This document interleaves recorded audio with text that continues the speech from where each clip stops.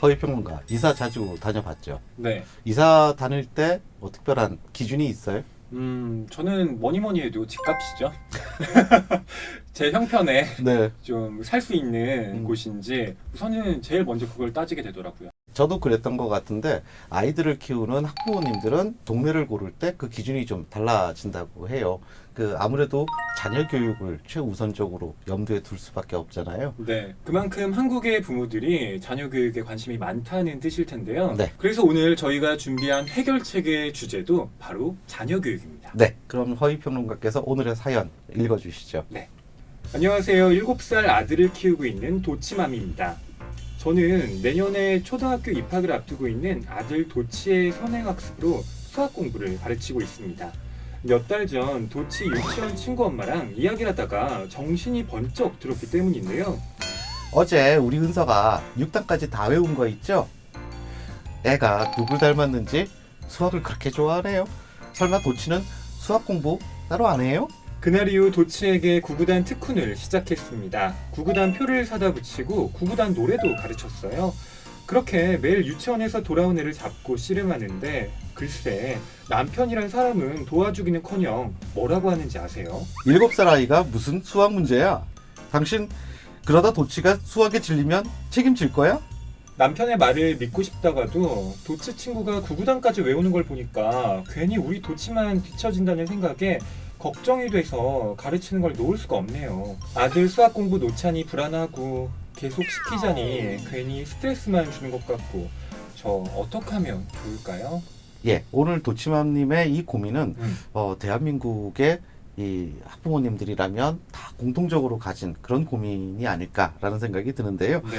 누구든지 부모가 되면 아이가 정말 좀 잘 자랐으면 좋겠다 이런 마음을 가지는 건 정말 인지상정일 텐데, 하지만 아이 입장에서는 이게 어디까지가 자기 자신을 위한 건지 어디까지가 이게 그냥 엄마 잔소리인지 네. 사실은 그걸 구분하기가 쉽지가 않죠. 음. 네. 그래서 이번에 저는 이 아이인 도치를 위한 책을 준비를 해봤는데요. 네. 바로 수학 없는 수학책이라는 제목의 책입니다.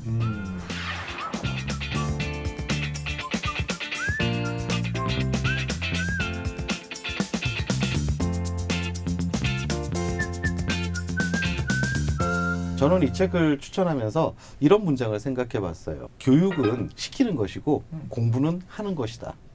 어떻게 보면 참 당연한 말이기도 한데요. 결국 스스로 자신의 호기심을 따라가서 뭔가를 배우려고 하는 것은 공부이지 않습니까? 그렇다면 교육은 바로 그렇게 공부를 하려고 하는 아이에게 그런 환경을 잘 만들어주는 것이 교육의 목적이 돼야 되지 않을까라는 네. 생각이 드는데요. 바로 그러한 공부와 교육의 취지를 가장 잘 이해하고 배려하고 있는 바로 그런 구성의 책이 아닐까 싶습니다. 제가 이 책을 좀 일찍 만났다면 저도 수학을 좀 더 그렇죠. 좋아할 수 있지 않았을까 아쉬운 마음이 드네요. 그렇죠. 네, 저도 그렇습니다.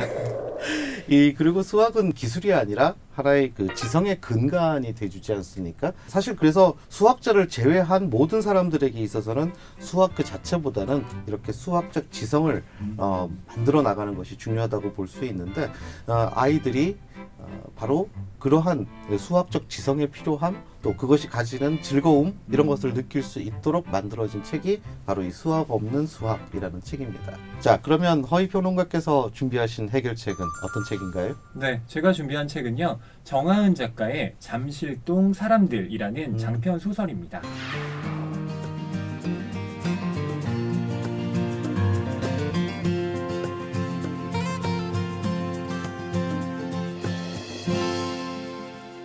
이 책은 제목이 잠실동 사람들이잖아요. 네. 그것처럼 이 잠실동이라고 하는 강남 3구 중에 하나인 교육열이 부글부글 끓고 있는 이곳의 욕망을 투명하게 담아내고 있습니다. 가만히 있으면 뒤처진다라는 불안감 때문에 걸어도 되는데 뛰어야만 하는, 그래서 모두가 패자가 되고 마는 이런 아이러니한 상황을 이 책이 꼬집고 있는데요. 이 책에는 그 내용이 이렇게 적혀 있습니다. 벌 수 있는 돈도, 남들에게 대접받는 정도도, 인생의 여유를 만끽할 수 있는 정도도 모두 졸업한 대학의 명칭에 달려있다. 이 뻔한 현실을 알면서 어떤 부모가 아이를 공부시키지 않을 수 있겠는가. 이런 생각이 이 소설에 나오는 캐릭터에 국한된 관념이다. 이렇게 보기는 어려울 것 같아요. 굉장히 상징적인 음. 그런 캐릭터들이 아닌가 싶어요.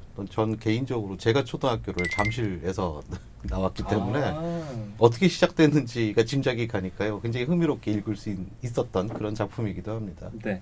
제가 이 책을 추천하는 또 다른 이유는 네. 잠실동 사람들을 쓴 정하은 작가도 아이의 엄마라는 게 있습니다. 다시 말하면 도치맘님과 같은 고민을 정하은 작가도 똑같이 하고 있다는 거예요. 네. 그래서 그 해결의 실마리를 좀 엿볼 수가 있는데요. 이렇게 어떤 문제가 있음을 느끼고 동질감을 가지면서 거기에 대해서 함께 고민해보는 이런 자세가 정말 중요하다. 예, 그리고 또 교육이 교육만의 문제가 아니라 교육이 우리 사회의 문제이고 모두가 같이 다 고민을 해야 한다라는 바로 그런 메시지를 함께 전해주는 그런 작품이 아닌가 싶기도 합니다. 네.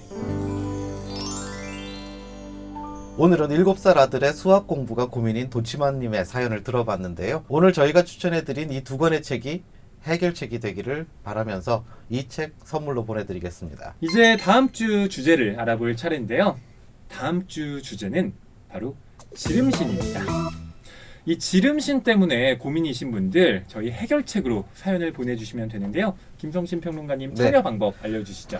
TV 책방 북소리 페이스북과 인스타그램 그리고 TBS 라디오 기분 좋은 일요일 조연아입니다. 게시판을 통해서 고민 사연을 남겨주시면 됩니다.